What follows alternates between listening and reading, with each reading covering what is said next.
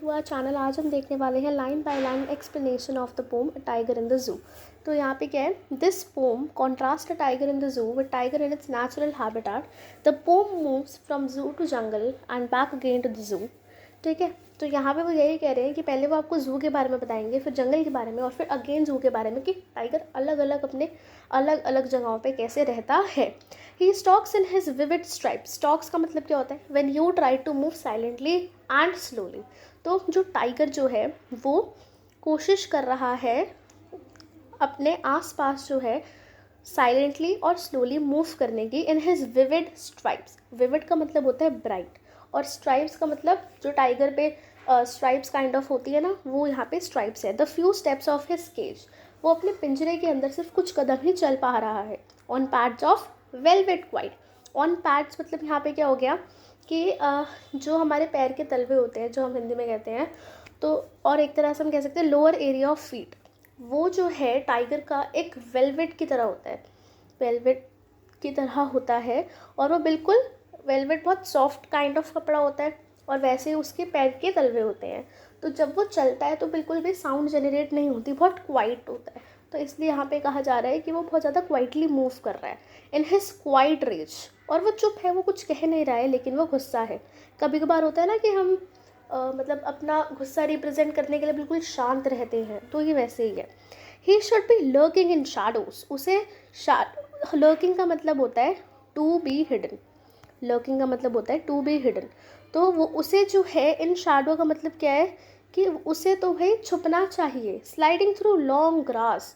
उसे परछाइयों में छुपना चाहिए। स्लाइडिंग थ्रू लॉन्ग ग्रास, उसे स्लाइड करना चाहिए, मतलब मूव करना चाहिए बड़ी बड़ी घासों में। Near the water hole. Near the water hole का मतलब जहाँ पे पानी है। वेयर प्लम्प डियर पास, जहाँ पे प्लम्प डियर जो है मतलब कि बल्कि फैटी, प्लम्प का मतलब बल्कि, फैटी डियर जो है वहाँ से गुजरेगा। तो उसे जो है शैडो में छुपना चाहिए। जो बड़ी बड़ी घासें हैं उस तरफ को मूव करना चाहिए। कहाँ पे, वाटर के पास, जहाँ से डियर गुजरेगा और वो अपने प्रे का शिकार कर लेगा, टाइगर। राइट। तो यहाँ पे इस पैराग्राफ में हमें सिचुएशन बताई है ज़ू की, और इस वाले पैराग्राफ में हमें सिचुएशन बताई है जंगल की, कि ज़ू में उसके साथ क्या हो रहा है, वो कैसे बिहेव कर रहा है, और इन कॉन्ट्रास्ट जंगल में वो होता तो वो कैसे करता। He should be snarling around houses. Snarling का मतलब होता है गिविंग वार्निंग साउंड्स। जैसे होता है ना, टाइगर होते हैं, एनिमल्स होते हैं, अलग अलग तरीके की आवाज़ें निकालते हैं। तो वो घरों के आसपास, जैसे कुछ घर होते हैं फॉरेस्ट के आसपास ट्राइबल लोगों के, या कोई विलेज होता है, तो वहाँ पे उसे वार्निंग साउंड देनी चाहिए कि देखो मैं आ गया हूँ। At the jungle's edge. Jungle की जो एज होगी वहाँ पे उसे खड़े होके आवाज़ें देनी चाहिए ताकि लोग डर जाएं। Bearing his white fangs, his clause, terrorising the village. Bearing his white fangs का मतलब, फैंग्स क्या होते हैं, कॉनिकल टीथ, मतलब कि जैसे जो जानवर होते हैं उनके जो साइड के दांत होते हैं वो बहुत ज़्यादा नुकीले होते हैं, तो उसे बोला है वाइट फैंग्स। और हिज क्लोज मतलब जो नेल्स होते हैं हमारे, उसको यहाँ पे नेल्स ऑन लिम्स, उसको बोला गया है क्लोज। बेयरिंग का मतलब शोइंग। तो यहाँ पे वो अपने जो है अपने क्लॉज दिखाता है, अपने वाइट फैंग्स दिखाता है, टेरराइजिंग द विलेज। विलेज के लोगों को वो डरा रहा है। तो ये दोनों पैराग्राफ्स हमारे जंगल के बारे में बता रहे हैं, सॉरी पैराग्राफ कह रही हूँ, स्टैंजास हमारे जंगल के बारे में बता रहे हैं। First stanza is about the zoo, and again the fourth and fifth stanza is about the zoo. But he is locked in a concrete cell. लेकिन वो बेचारा एक कॉन्क्रीट सेल का मतलब सीमेंटेड प्रिजन, वो बंधा हुआ है, वो लॉक्ड है एक सीमेंटेड प्रिजन के अंदर। His strength behind bars. उसकी जो ताकत है, ताकतवर तो बहुत है लेकिन बार्स के पीछे है, मतलब कि पिंजरे की जैसे जालियाँ होती है उसको यहाँ पे बार्स कहा गया है, तो ये उसके पीछे है। Stalking the length of his cage, ignoring visitors. Stalking the length of his cage का मतलब क्या हो गया कि लेट्स से उसका पिंजरा यहाँ से लेके यहाँ तक है, तो वो यहाँ तक आ सकता है एट द मोस्ट, तो वो यहाँ तक आ रहा है, जहाँ तक वो चल सकता है वो वहाँ तक चल रहा है, और इग्नोर कर रहा है विजिटर्स को, मतलब अपना एक तरह से वो गुस्सा शो कर रहा है। He hears the last voice at night. और रात को उसे आखिरी आवाज़ सुनाई देती है। वो किस चीज़ की होती है, द पेट्रोलिंग कार्स। जो पेट्रोलिंग कार्स होती है उसकी आवाज़ जो है सुनता है वो रात को। And stairs with his brilliant eyes. Tiger की आंखें जो है बहुत ब्रिलियंट है, बहुत चमकदार है, और वो उन्हीं से अब तारों को देख रहा है एट द ब्रिलियंट स्टार्स, तो अपनी ब्रिलियंट आइज से ब्रिलियंट स्टार्स को देख रहा है। अब यहाँ पे आपसे आरटीसीज में या किसी भी क्वेश्चन में पूछ सकते हैं कि इस लाइन का मतलब क्या है, या वो देख रहा है तो ऐसी क्या फीलिंग है उसके अंदर। तो इसका आंसर क्या होगा, tiger have hope that soon he will be out of the cage. उसको होप है कि हो सकता है एक दिन वो इस पिंजरे से ज़रूर बाहर निकल जाएगा। तो ये है हमारी पोम का line by line explanation tiger in the जू का। अब देख लेते हैं इसका मैसेज क्या है। मैसेज है पोम का, we should not be encouraging the practice of imprisoning animals. We should not be encouraging the practice of imprisoning animals. हमें जानवरों को जो पिंजरे में बांध के रखा जाता है ना, उस प्रैक्टिस को हमें नहीं मतलब फॉलो करना चाहिए, ना ही इनकरेज करना चाहिए। ठीक है। फिर इसके साथ साथ एक और चीज़ हमारी होती है कि जैसे हमारे पहले के टाइम पे सर्कसेस होते थे, तो सर्कस में एक तरह से एनिमल के साथ आप गलत ही कर रहे हो ना, तो सर्कस को अब बैन कर दिया गया है। सिमिलरली जैसे जूज़ होते हैं, तो जू में भी कहीं ना कहीं आप एनिमल के साथ गलत ही कर रहे हो। तो अब जो है जितने जूज़ हैं तो ठीक उतने हैं, बट अब और ज़्यादा जूस क्रिएट नहीं किए जाते हैं। और आज के टाइम के जो जू है ना, वो कोशिश करते हैं कि वो जानवर को forest type of surrounding provide करे ताकि उनके साथ कुछ गलत ना, ताकि वो खुश रहे। ठीक है। अब हम यहाँ पे पोएटिक डिवाइसेस मतलब राइम स्कीम लिखते हैं पहले तो स्ट्राइप स के साउंड ए, फिर केज बी, फिर ये सी अगेन बी। ठीक है, ABCB, राइट। फिर शैडो ई, ग्रास, फिर वो सेम साउंड ए, होल और क्वाइट बी, मतलब एक सेकेंड, होल और केज, ये कुछ और होगी शायद, एक सेकेंड, केज और रेज और होल, केज रेज होल, ये नहीं होगी, ये दूसरी होगी, तो ये हो गया यहाँ पे डी। फिर ऐसे ही पास। तो मतलब यहाँ मैं देख रही हूँ ना, राइम स्कीम कोई ऐसी सर्टेन नहीं है, तो राइम स्कीम मतलब थ्रू आउट द पैराग्राफ कुछ ऐसी सेम नहीं है, बस ऐसे ही वो चल रहा है कुछ भी। तो इसलिए यहाँ पे राइम स्कीम का कुछ है नहीं निकालने का।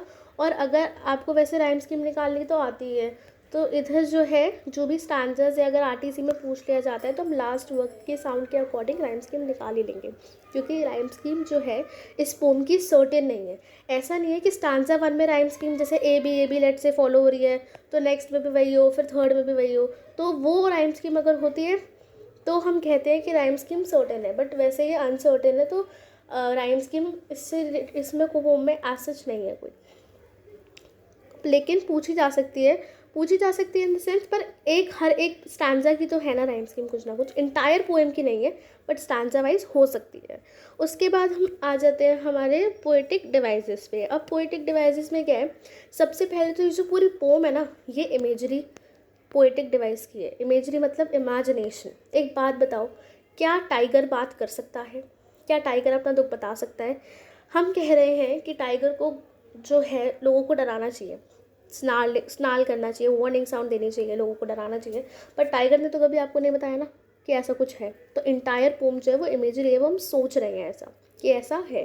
फिर उसके बाद ही, यहाँ पे ही हमने टाइगर को बोला है, बट टाइगर एक एनिमल है जिसके लिए इट यूज़ किया जाता है, पर हमने उसके साथ एक जेंडर एसोसिएट कर दिया है, तो इस और he is a living word, तो कहीं ना कहीं ये हो उसको हमने पर्सोनिफाई कर दिया है। तो ये हो जाएगा आपका पोएटिक डिवाइस कौन सा, पर्सोनिफिकेशन। ठीक है। Now we have enjambment. तो देखो बहुत ईजी है निकालना, यहाँ से लेके यहाँ तक इंचैपमेंट है। देखो जहाँ पे भी फुल स्टॉप होता है ना, उससे पहले देखो कहाँ तक है, तो यहाँ से यहाँ तक इंचैपमेंट है। अब यहाँ से लेके यहाँ तक है, बट यहाँ कॉमा आ गया, तो कॉमा है तो ये इंचैपमेंट नहीं है। अब देखो यहाँ पे कॉमा आ गया तो ये भी नहीं है, यहाँ पे कॉमा है तो ये है नहीं। यहाँ से मैं देखती हूँ तो एंड से लेके स्टार्स तक फुल स्टॉप, फिर फुल स्टॉप आया, कोई और नहीं आया है हमारे यहाँ पे, कॉमा नहीं आया या फिर हाइफन नहीं आया, कुछ भी नहीं आया, तो इसलिए यहाँ पे जो है ये होगा हमारा इंचैपमेंट। ठीक है। अब इंचैपमेंट के बाद पर्सोनिफिकेशन, तो जहाँ जहाँ जैसे ही आया यहाँ पे ही आया, तो यहाँ हर जगह पे हमारा पर्सोनिफिकेशन भी है। ठीक है।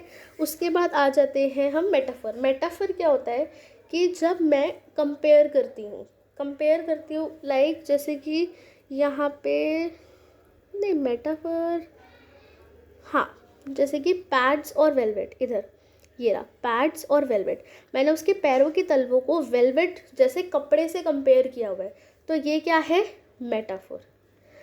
यहाँ पे मैंने क्या किया, मैंने कंपेयर किया है एक उसके पैर के तलवों को वेलवेट, एक क्लोथ से जो बहुत सॉफ्ट होता है उससे, तो वो होता है आपका मेटाफोर। उसके बाद मेटाफोर आई डोंट थिंक कहीं है, हाँ नहीं है। फिर उसके बाद यहाँ पे एलिट्रेशन देख लेते हैं। तो एलिट्रेशन में प्लम डियर पास, तो प की साउंड आ रही है यहाँ पे, प्लम्प डियर पास, तो प्लम प पास, ठीक है। तो ये हो गया एलिट्रेशन। उसके बाद एलिट्रेशन कहाँ पे आ गया, ही हेयर्स, ठीक है, ही हेयर्स, ये भी हो गया एलिट्रेशन। फिर उसके बाद एलिट्रेशन और कहीं नहीं है, यहीं पर ये जितना है। फिर उसके बाद एजोनेंस पे आ जाते हैं। एजोनेंस मतलब कि रिपीट होना साउंड वोवल की, तो वेलवेट क्वाइट, तो यहाँ पे ई की साउंड रिपीट हो रही है, वेलवेट और क्वाइट। उसके बाद हमारा यहाँ पे नीचे की तरफ भी एजोनेंस है, पेट्रोलिंग कार्स, तो ए की साउंड ए और यहाँ पे भी ए, तो ये भी हो जाएगा हमारा एजोनेंस का एग्जाम्पल, ठीक है। और हाँ, ये एजोनेंस भी हो गया। अब यहाँ पे मैं आपको एक नया पोएटिक डिवाइस बताना चाहूँगी जो कि है ऑक्सिमोरॉन, ठीक है। ऑक्सिमोरॉन, ऑक्सिमोरॉन में क्या होता है, अपोजिट नेचर के दो वर्ड्स को जब पोम में इकट्ठे यूज़ किया जाता है तो वो ऑक्सिमोरॉन पोएटिक डिवाइस होता है। अब यहाँ पे ये कहाँ पर है, तो यहाँ पे आपका वर्ड है क्वाइट रेज। क्वाइट का मतलब क्या होता है, बिल्कुल शांत, और रेज का मतलब गुस्सा, एंगर। तो कहाँ शांति और कहाँ पे गुस्सा, एंगर जैसी चीज़ें, जो शोर शराबा, जब कोई इंसान गुस्सा होता है तो वो शोर मचाता है, कुछ भी करता है। तो ये दो अपोजिट नेचर के एक तरह से वर्ड एक दूसरे के साथ है, तो यहाँ पे कौन सा पोएटिक डिवाइस है, ऑक्सीमोरॉन, राइट। और हमने यहाँ इसी के साथ we have discuss the poem a tiger in the zoo. I hope this video will help you, okay, and we'll meet in the next video with a new poem or a new chapter.